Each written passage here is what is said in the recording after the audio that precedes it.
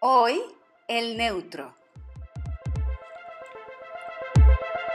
Pues, ¿qué tal, corazones? Aquí estamos en un entremicros de la segunda temporada. Estoy súper contenta, súper feliz, súper emocionada porque, bueno, vamos a estar platicando de muchas cositas en relación al doblaje que me doy cuenta en mis redes sociales, en el Facebook o en el Twitter, que algunos tienen mucha idea y otros están un poco como confundidos, como medio perdidones y pues, a ver, avíspense, pónganse truchas, porque lo que es más importante es como ir conociendo, ir sabiendo un poquito más de esta disciplina, de este maravilloso mundo, ahora sí que del doblaje, y de todo lo que nos puede sorprender de él, pero aprenderlo bien, ¿no? No se vayan mucho con los chismes. Yo sé que uno dice una cosa, otro dice la otra, y cada quien entiende lo que quiere entender, como en la viña del Señor, ¿verdad? De todo hay.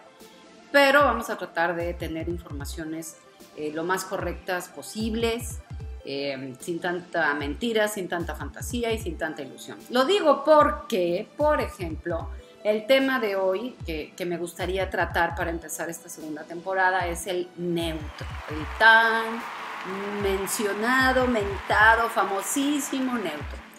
El neutro no es otra cosa más que el intento que se hizo hace algunos años aquí en México de tratar de utilizar un español que fuese comprendido en cualquier región de América Latina.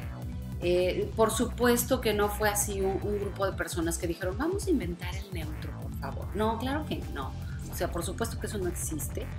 Se fue dando paulatinamente. Sí nos empezamos a... Vieron y se toparon con que había muchas palabras que en nuestra cultura incluso eran como albures, que eso a mí ya personalmente me parece una exageración, como puede ser chaqueta, saco. En otros países sí puede ser, como les digo, algo ofensivo, como puede ser el bicho, la concha, cajeta. Y entonces, que para nosotros son palabras inocentes y sin ningún problema, pero sabemos que en Argentina, que quizá, no sé, ¿no? Significan otra cosa. Entonces, bueno, para evitar esos problemas, se empezó a recurrir a la RAE, o sea, al diccionario. Y dijeron, bueno, he ahí el caso tan mencionado del coche o del automóvil. Nosotros no decimos automóvil. Cotidianamente en México, en el país, se dice o troca o mueble, ¿no? Depende de la región. O se dice coche, pero el coche, yéndonos a la definición del diccionario, es aquel que es tirado por caballos. Entonces, si estamos hablando de lo que para todos nosotros es un automóvil, pues entonces se dijo, bueno, pues vamos a decirle automóvil y la forma corta por la sincronía, que ya saben que en inglés es car, entonces será auto. Ok, y así se empezaron a dar toda esta serie de palabras muy extrañas que en realidad, digamos que nadie las usa de manera cotidiana, como puede ser el armario, los bocadillos y demás. Pero a fin de cuentas cumplieron su cometido, es decir, en todas partes de Latinoamérica, si no entendías la palabra, podías ir al diccionario y entonces sabías a qué se referían.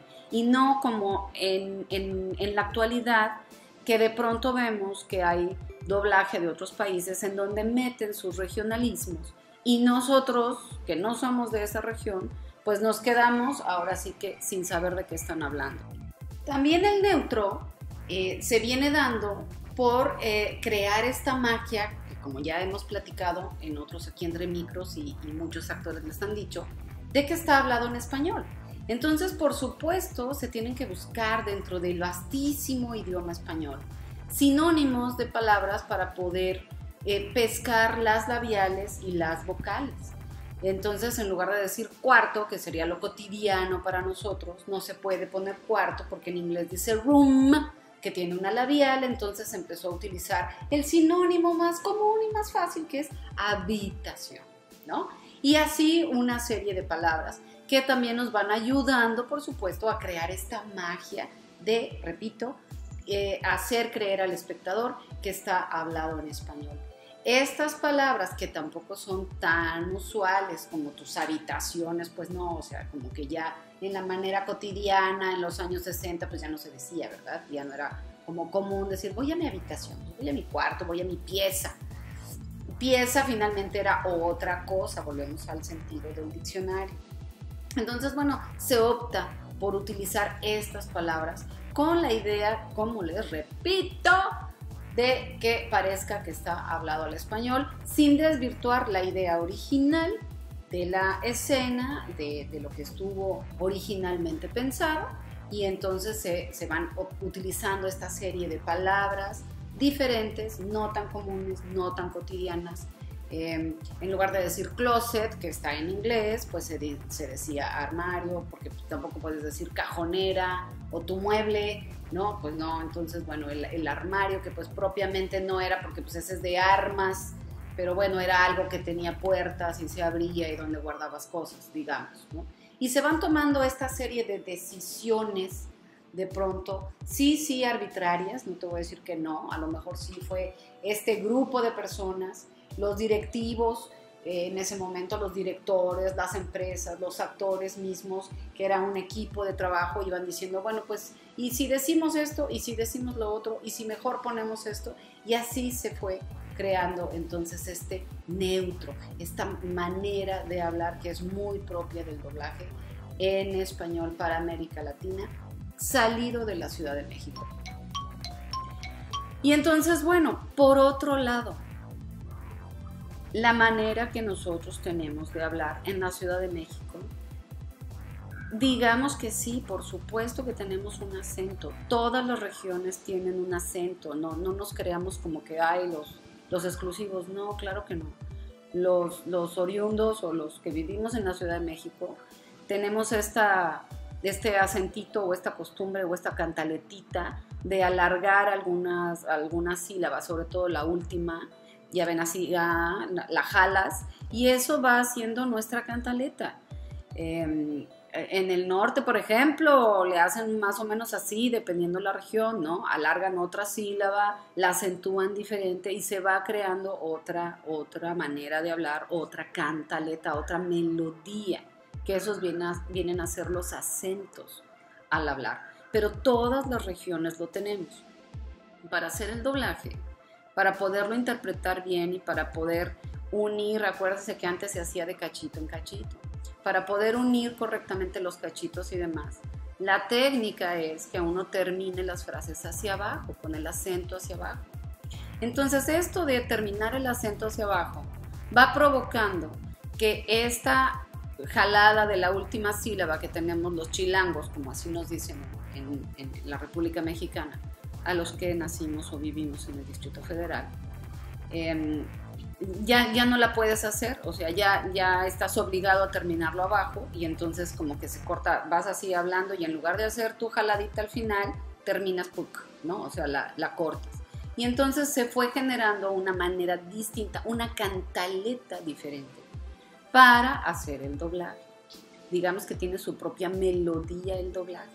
Pero esta era un poco para ayudarnos a como les digo, interpretar y poder editar y poder retomar un loop con el otro. Entonces se fue creando esta manera de decirlo.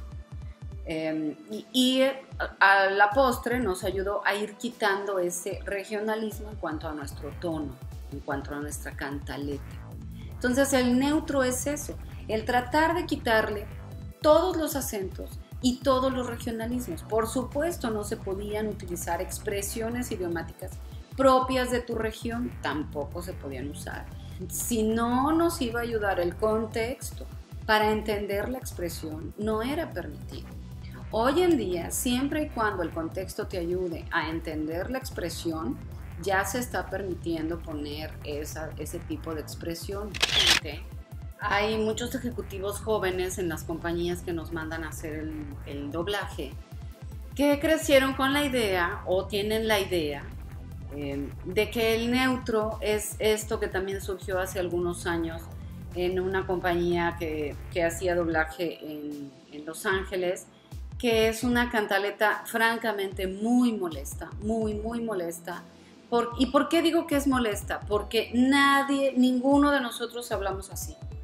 Ninguno de nosotros en nuestra vida cotidiana utilizamos esa cantaleta, es decir, no se identifica con ninguno de nosotros, que es el que todos lo saben y lo han escuchado, el oh mi Dios, oh Dios, oh me sentía tan mal, estaba yo tan triste y cansada, ¿qué es eso?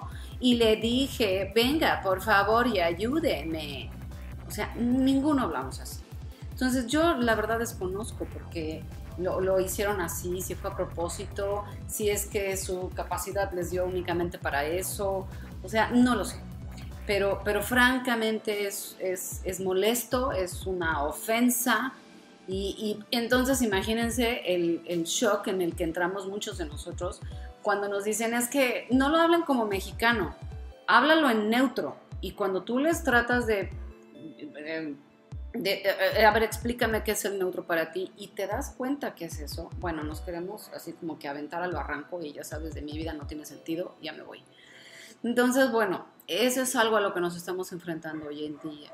Yo de verdad sí los invito a que si quieren esta disciplina, si de verdad les gusta, si de verdad dicen que es su sueño máximo en la vida, bueno, no hagan eso.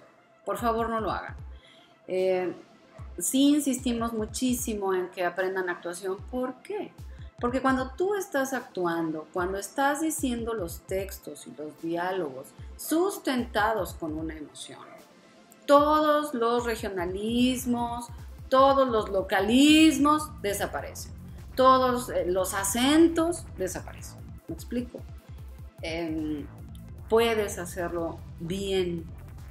Como decía mi abuelita, el mismo trabajo te cuesta hacer una porquería que hacerlo bien. O sea, ya estás destinando un tiempo, un momento de tu vida para hacerlo. Entonces, pues hazlo bien. Y si tras de todo lo disfrutas, bueno, pues qué mejor. Entonces, hablando del neutro es eso. Se han creado alrededor de como muchos mitos y muchas cosas. No es nada de eso.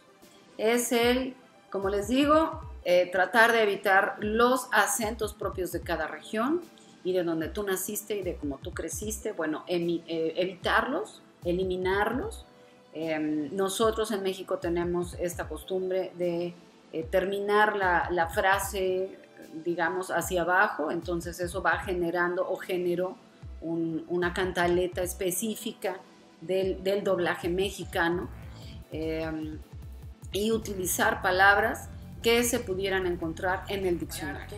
Porque como te digo, haciendo el colofón de lo que fue Aquí Entre Micros, si tú estás actuando y estás interpretando, si lo que estás diciendo está verdaderamente sustentado por la correcta emoción, entonces es más fácil que ese regionalismo, ese acento que todos tenemos, desaparezca. ¿Por qué? Porque estás interpretando, porque estás ejecutándolo dentro de la técnica de la labor, que en este caso es el doblaje, adecuadamente. Entonces, bueno, corazones, se acabó este choro mareador del Aquí Entre Micros. Espero que les haya gustado y servido en sus labores. Coméntenme, por favor, qué cosas quieren que hablemos. Vamos a estar hablando ahora de los nuevos doblajes, de este tema de que se están redoblando muchísimas películas, cuáles son los pros, cuáles son los contras, qué nos gusta, qué no nos gusta. Entonces, compártanme, díganme qué más quieren que hagamos. A mí me gusta mucho estar en contacto con ustedes, ya lo saben, aunque de pronto hacemos muchos berrinches y nos peleamos y todo eso, pero bueno, no importa, ¿no? Bueno, les mando muchos besos, los quiero y ya saben que aquí nos vemos en el siguiente Aquí Entre Micros. Adiós.